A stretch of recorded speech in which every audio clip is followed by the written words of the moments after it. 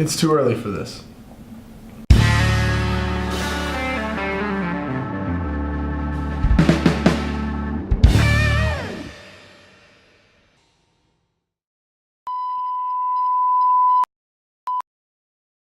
What's up, guys? I'm Andrew. And I'm Caroline. And you're watching the Snooze. Broadcast for the student, by the student. Let's start it off with some Snooze news. The Trump administration made its most aggressive moves yet against California and its immigration policies last Tuesday. The department filed a federal lawsuit against the state and top officials to stop sanctuary state bills. Now, these sanctuary state bills protect undocumented immigrants, mostly from South America and Mexico.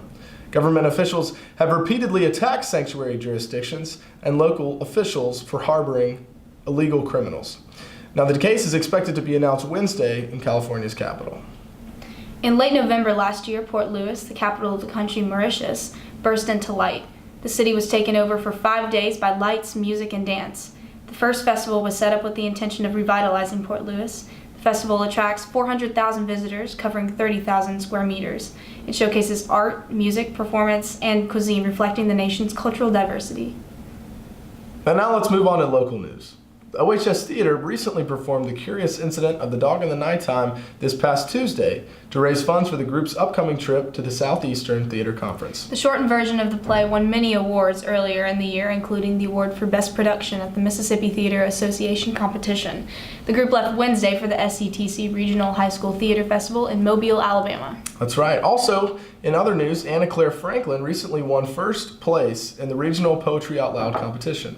For the competition, each student has to completely memorize their poems, practice reciting their poems, and work on the overall presentation. For winning the regional contest, Franklin will advance to the state competition on March 6th in Jackson, Mississippi. Also, this week, OHS students are starting to pick classes for the upcoming year. So make sure you get the classes you want before it's too late.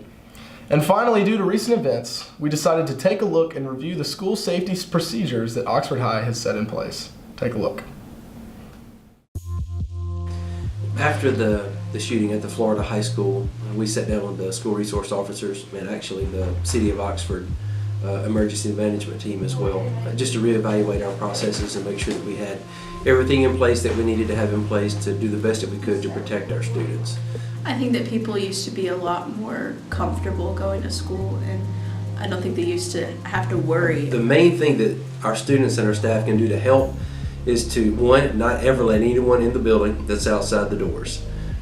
Even if it's a classmate or someone that you could even possibly know, the safest thing for us to do is to always leave the doors closed and locked, and then anyone outside the building needs to report through the front office. Anytime you can put another barrier in a bad guy's way, that's a good thing. And that's a simple thing. That is super simple for every teacher to do and every student to do. It'd be really unfortunate to be in one of those situations like a school shooting and not know what to do and not know where to go. We have teachers that tell us, hey, if you're in the hallways, here are places to go. But if we didn't have those drills and someone were in the school, we wouldn't know where to go. We just live in a day and age where you can't shrug something off. We would love to think that something like this would never happen in our wonderful Oxford community. But you never know. You really never know. So it's best for us to be prepared. And the best way that we can be prepared is to make sure that we practice our emergency procedures with fidelity and make sure that we are prepared if something like this were to take place.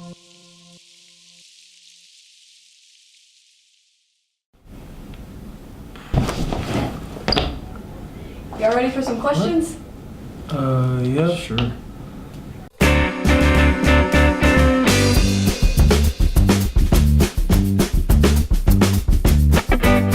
Probably, I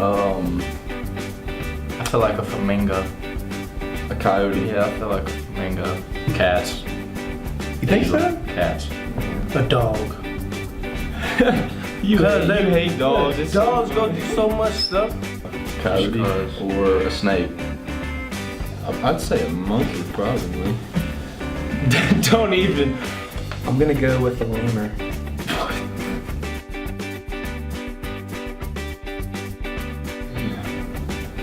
I don't know, probably 10 years in the future or something like that, just to see what would happen, I guess. Can we go back? Dinosaur. Dinosaurs.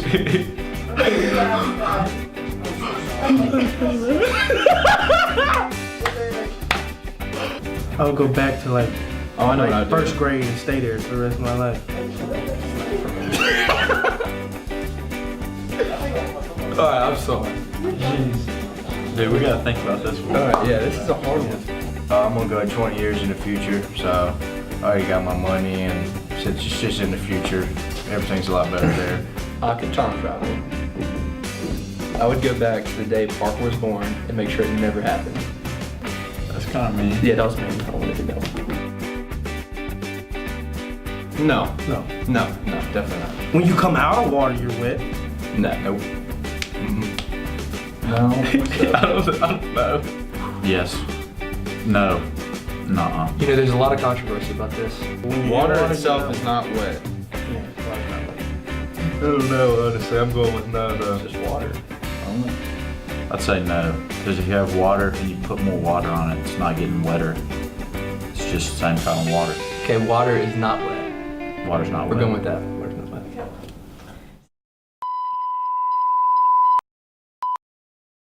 All right, guys, that does it for another episode of The Snooze. I'm Andrew, And I'm Caroline. and we'll see you next time.